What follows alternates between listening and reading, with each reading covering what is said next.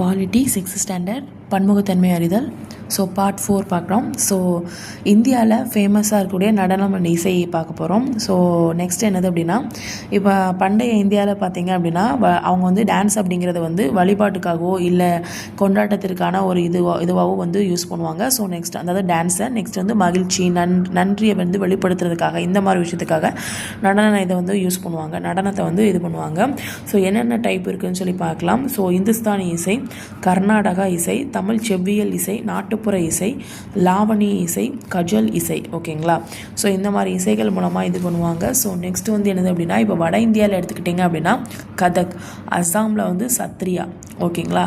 So மணிப்பூரில் வந்து மணிப்புரி, என்னென்ன டான்ஸ் ஆடுறாங்கன்னு சொல்லி. ஓகேங்களா? ஒடிசாவில் வந்து ஒடிசி, ஆந்திராவில் வந்து குச்சிப்புடி, தமிழ்நாட்டில் வந்து பரதநாட்டியம், கேரளா அப்படிங்கிறது கதகளி, கர்நாடகா அப்படின்னா யக்ஷகானம். ஓகேங்களா? ஸோ வட இந்தியா வடக்கே வந்து கதக் கதக் எதை வச்சுக்கோங்க. வட இந்தியா கதக்.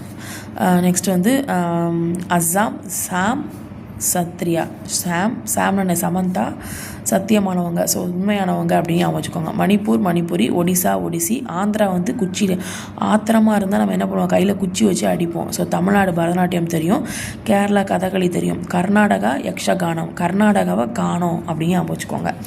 நெக்ஸ்ட் வந்து இந்திய நாட்டுப்புற நடனம்னு சொல்லி பார்த்தீங்க அப்படின்னா, தமிழ்நாட்டில் பொம்மலாட்டம், புலியாட்டம், கோலாட்டம், தப்பாட்டம், கரகாட்டம், ஒயிலாட்டம், கும்மி, தெருக்கூத்து. ஸோ கேரளாவில் பார்த்தீங்க அப்படின்னா தெய்யம், மோகினி ஆட்டம். கேரளாவில் உள்ள கேர்ள்ஸ்லாம் என்ன பண்ணுவாங்க, முடி விரிச்சு போட்டு தான் இருப்பாங்க. ஸோ மோகினி அப்படின்னு வச்சுக்கோங்க. ஸோ தெய்யம். ஸோ பஞ்சாப் வந்து பஞ்சாப் பாங்க்ரா பாப்பா அப்படின்னு வச்சுக்கோங்க.